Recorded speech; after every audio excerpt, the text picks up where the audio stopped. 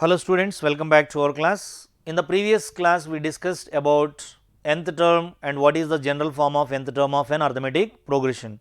So, in this class we will be discussing about what is the sum of n terms of an arithmetic progression.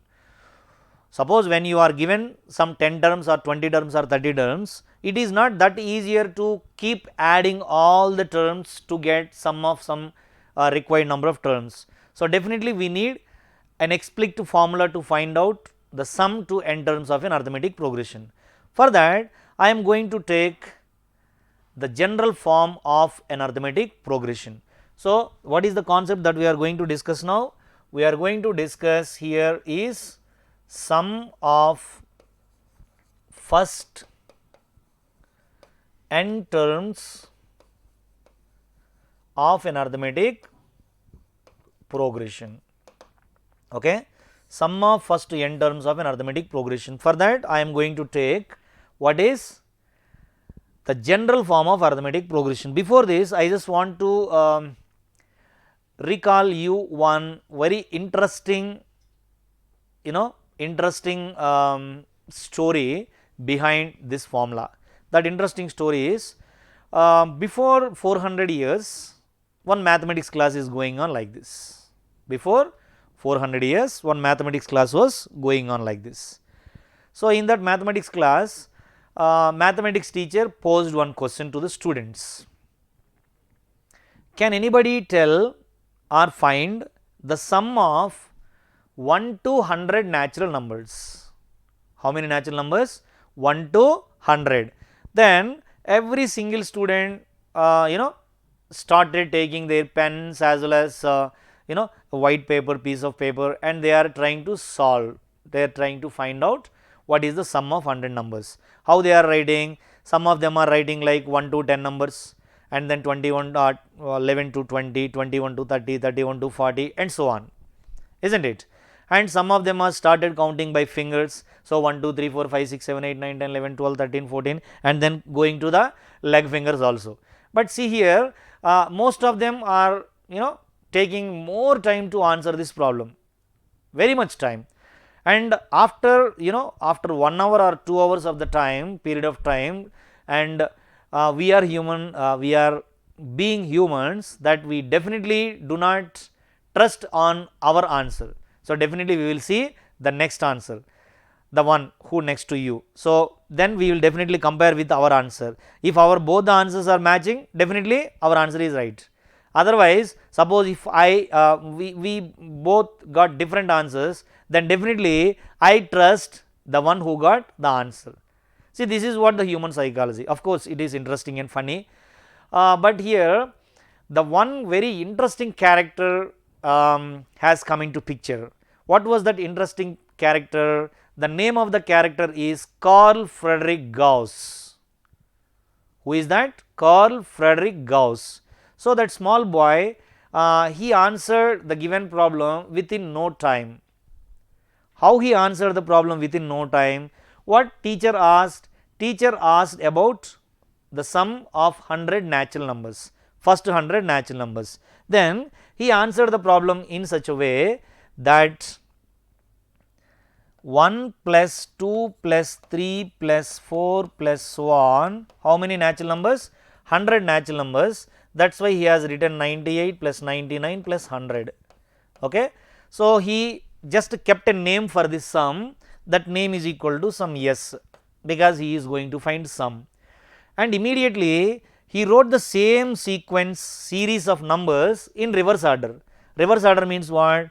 100 he wrote first, and then 99, and then 98, and then 97, and so on, and then 3 plus 2 plus 1, and then he started adding corresponding numbers.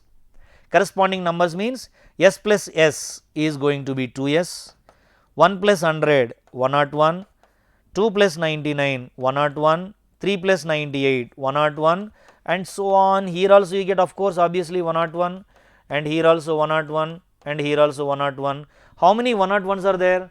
There are totally 100 101s are there. Then he wrote that as 2S is equal to, there are 100 101s. You want only S, right? then 2 ones 2 50s, 50 into 101 is equal to 50. Therefore, the sum of first 100 natural numbers equal to 50. He easily answered this problem, whereas the others are taking lot of time, they are struggling to get the answer. That boy's name is Carl Friedrich Gauss. So, later on he contributed to mathematics in several fields of mathematics, and he proposed so many interesting theorems also. On his name there is a theorem called Gauss theorem, right. These are all very interesting contributions of mathematician. Later on he was a mathematician, right. So, this is one of the interesting way of finding sum of first 100 natural numbers. The way that he followed, exactly we are going to follow to figure out the sum of first n terms of arithmetic progression. So, what is the sum of first n terms of arithmetic progression? That's what I am going to explain you now. Okay. So, the concept that we are going to discuss is sum of first n terms of an arithmetic progression. Sum of first n terms of an arithmetic progression. For that I am going to take what is the general form of arithmetic progression. What is general form of arithmetic progression? A plus D, A plus 2D, A plus 3D and so on. We need up to n terms, right. What is the nth term of arithmetic progression? A plus n minus 1 into D. You understand? A plus n minus 1 into D. So, I am again giving the name of this sum as S. The very first term is A plus, second term is A plus D and the third term is, what is third term? A plus 2D and the fourth term is A plus 3D and so on. How many terms I want? I want n terms. So, what is the nth term? Nth term is going to be A plus n minus 1 into D, that is the nth term. So, if this is the nth term, what is the term before nth term? It means n minus 1th term. Substitute n minus 1 in the place of n. So, n minus 1 minus 1 equal to n minus 2. So, the n minus 1th term is A plus n minus 2 times D, right. So, plus so on. This is what the sum of first n terms of arithmetic progression. And now, I am going to write this sum in reverse order. You understand? Just before this we discussed about the sum of first 100 natural numbers. The same way, again I am writing the sum in the reverse order. What is the first number there? A plus n minus 1 times D, that is the first number. And what is the second number? A plus n minus 2 times D plus so on plus last two numbers. What are last two numbers? A plus D and the last number is going to be A.